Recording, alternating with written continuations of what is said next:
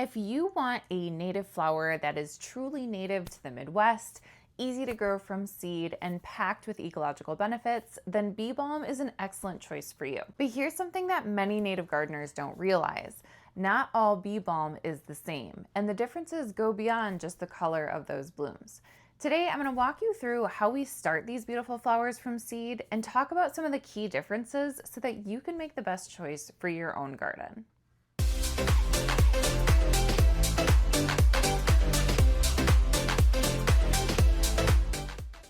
Hey guys, it's Anna from Bright Lane Gardens, and today we are doing a deep dive on the plant that's commonly referred to as bee balm. Bee balm is actually a blanket term that's used to cover a couple different native species. And before we talk about starting these plants from seed, I wanted to talk about some of the key differences between these species so that you know what you're working with. The name bee balm is referring to several different plants across the Monarda species. The species that we're actually going to start from seed today is technically wild bergamot, which is sometimes called purple bee balm, but the scientific name is Monarda fistulosa. Monarda fistulosa, or wild bergamot, is a pale purple color, really great for hummingbirds, really great for attracting pollinators to your yard, and it's native to most of the Midwest into the eastern United States and of course all of Michigan. Another plant that's commonly referred to as bee balm is of course our scarlet bee balm, and that's our bright red flowers. I know you've seen these in a lot of different landscapes. There are a lot of different cultivars of this scarlet bee balm that have kind of shortened the height or extended the bloom time. These are referring to Monarda didyma. When we say scarlet bee balm, we're often referring to the scientific name Monarda didyma. This species is also native to the eastern United States, including Michigan, and it's most commonly found usually along wet areas like streams, riverbanks, or even woodland edges. So which of these species is best for you? Of course, looking at where their true native range is in relation to where you live is definitely going to be your best bet for choosing the right species. If you live in an area like we do here in Michigan and both Monarda didyma and Monarda fistulosa, or wild bergamot and scarlet bee balm, are native to your region, then you want to look at the moisture level of where you're planting. Wild bergamot, or Monarda fistulosa, is much better suited for drier areas. We're talking about drought tolerant, full sun areas, sandy soils, loamy soils. It does really well in prairie or meadow type settings and wide open landscapes that don't have access to irrigation. On the flip side, your scarlet bee balm or your Monarda didyma is going to perform much better in moist areas. So we're talking about low areas of your yard that tend to collect water.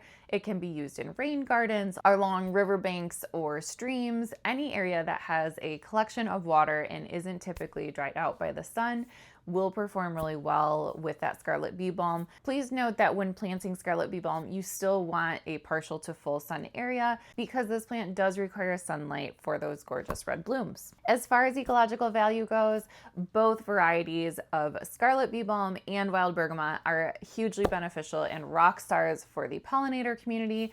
They both do a great job of attracting butterflies, bees, and even hummingbirds, and they do really well in your cottage style gardens. So just look at that moisture level when you're trying to decide which variety is best for you.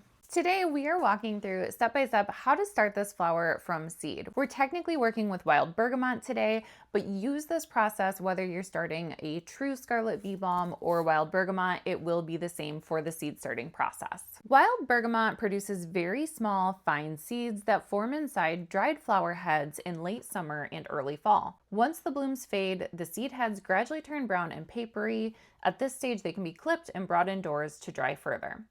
Once they're fully dry, you can gently crumble the seed heads between your finger or over a container to release the seeds. The seeds are dark, narrow, and lightweight. Because they are so small, they can easily be mixed with bits of dried plant material. This is completely normal and does not affect the germination rate. Fresh wild bergamot seed is typically quite viable and can remain usable for several years as long as it's stored correctly in a cool, dry location. Like many native plants, wild bergamot does require a cold, moist stratification period. Essentially, this is just a period that mimics winter conditions. So here in Michigan, we get a ton of snow, a lot of ice, and a lot of cold temperatures. Any seeds that drop on the ground in the fall are exposed to this cold, moist stratification period. And because we're starting these seeds indoors today, we have to mimic that period artificially using a refrigerator. For the sake of this video, I'm not going to walk through this process step by step because I have another video on it, but the basic concept of this process is you would take your seeds and stick them into a moist medium such as vermiculite, or I use a coffee filter.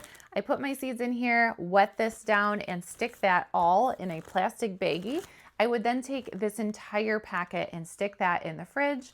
Wild bergamot only requires about a 30-day cold stratification period, so make sure that you have this in there for 3 to 4 weeks. And once you pull that packet out, these seeds will be stratified and ready to go in the soil. One of the most important things when it comes to seed starting indoors is definitely going to be your soil mix.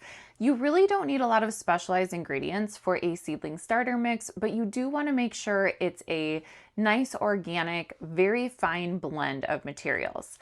I like to start out with a base, usually Pro Mix is one of my favorite bases, and from there I'll just add some sand because sand is a medium that can really help with drainage, and you want to make sure that your seedlings can be moist but well drained. One important note when you're looking for a soil mix, or if you're trying to make your own soil mix, just make sure that there's no fertilizers in it. Especially with native plants, that tiny seed has everything that that plant needs to thrive and survive, so there's no need to add any external fertilizers. And in fact, adding a fertilizer at that early seedling stage can actually lead to root burn. This is a homemade seedling starter mix that I use on all of my native plants, whether I'm using them for personal use or out in the nursery. It's an inexpensive blend and super easy to make. If you're interested in learning more on that, check out the video that I've linked above. I have my mix blended up, but there is one thing I'm going to add to it, and that's just water. Starting out your seeds in pre-moistened soil is a smart move for many reasons. I'll review those reasons in just a bit, but for now, I'm going to add a little bit of moisture here and mix it all up.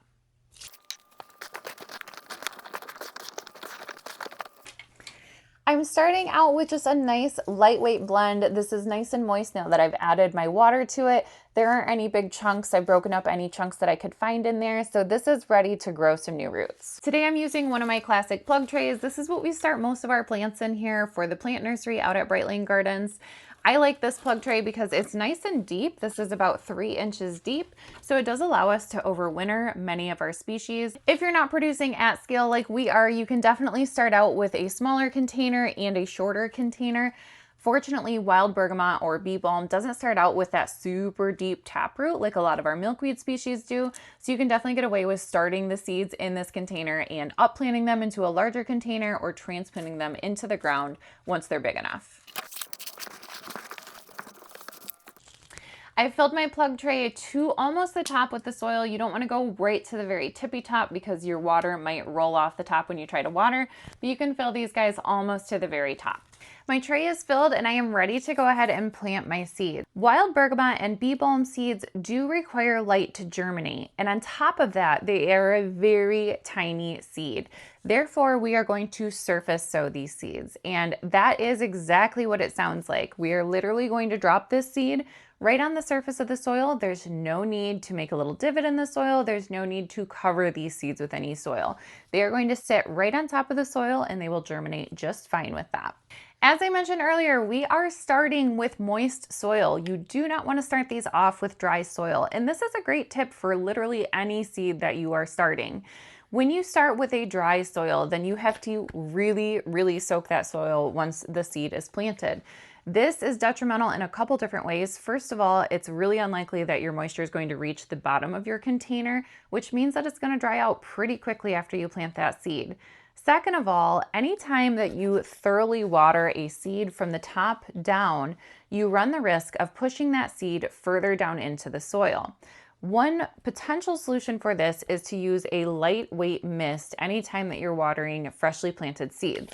This is one of my favorite indoor seed starting tools. I use it on absolutely everything, and that's just a simple seedling mister.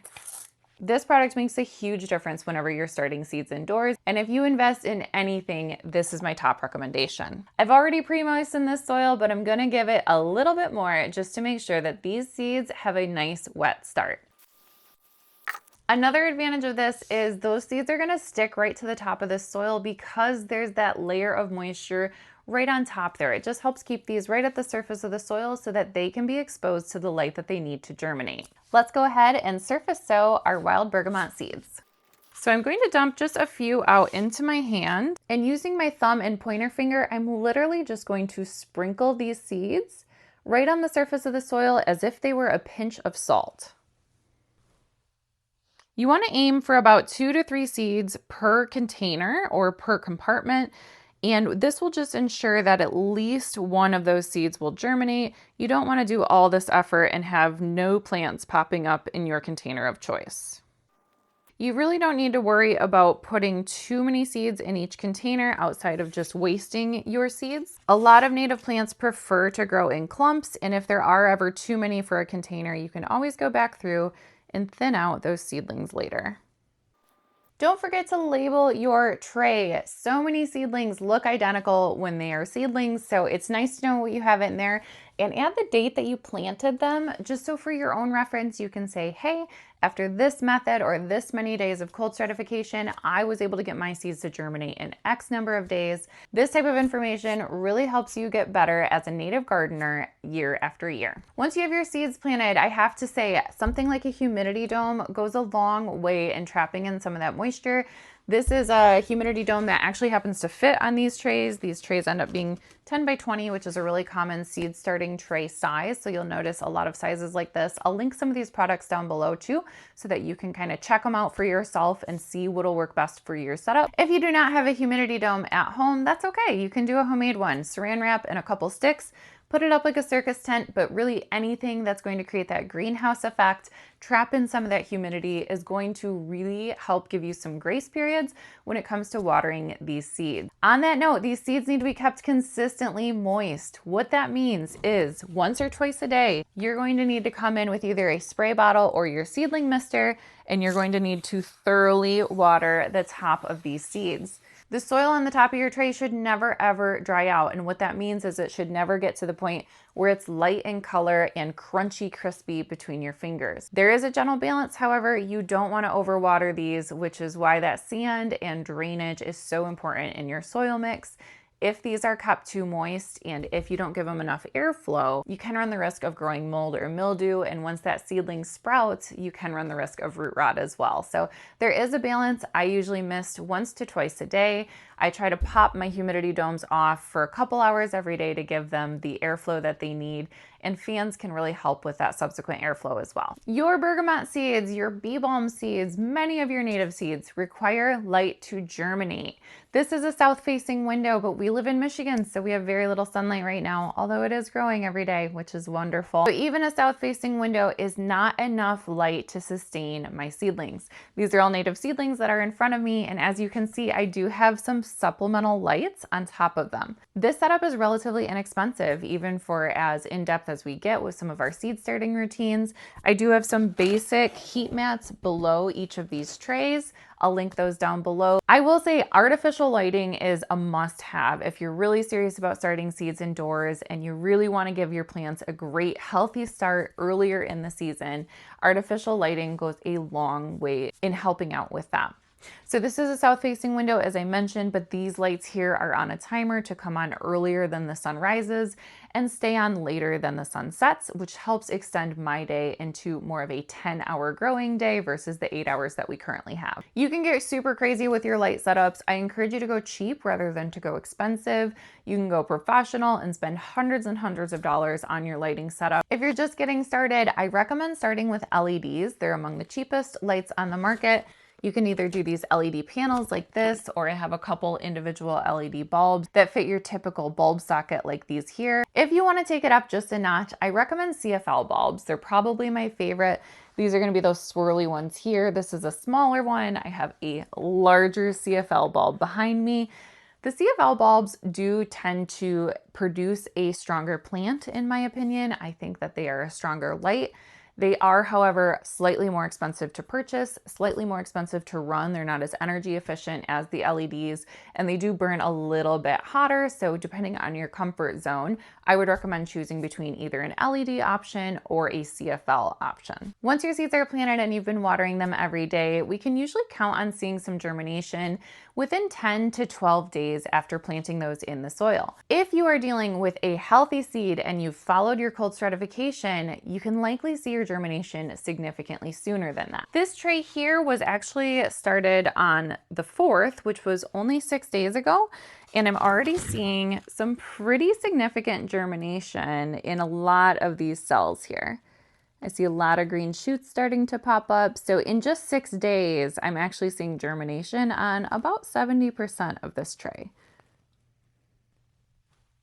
These seeds did go through a cold, moist stratification process inside of my refrigerator, and I left them in there for 40 days, so it's a little bit longer than that's technically required by the wild bergamot. However, I had a really high success rate so far, and I'm sure I'll have close to a 100% germination rate in this tray, which is the best outcome that we can possibly ask for. So even though it's an extra step, that cold, moist stratification period will help your germination rate and will likely speed up your germination rate as well. Once your seeds turn into seedlings and once your seedlings get larger and you plant them in the ground, not a lot is going to happen. So let's talk about some seedling expectations. During that first growing season, wild bergamot seedlings may remain fairly compact. This is normal for many native perennials. Early growth energy is directed towards building those deep taproots that improve drought tolerance and long-term resilience. This is the outcome that we want, of course, but it does make it frustrating to play the waiting game in that first season.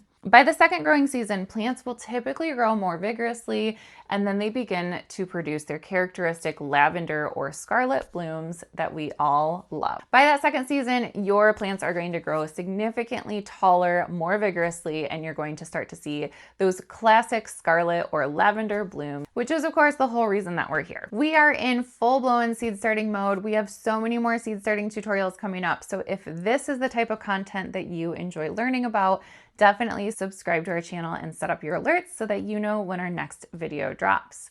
We also have a free monthly newsletter that can be sent directly to your inbox every single month. This publication only goes out once a month. It talks about all sorts of native plant growing tips, landscape design options, and different ideas for incorporating more ecological value into your own yard.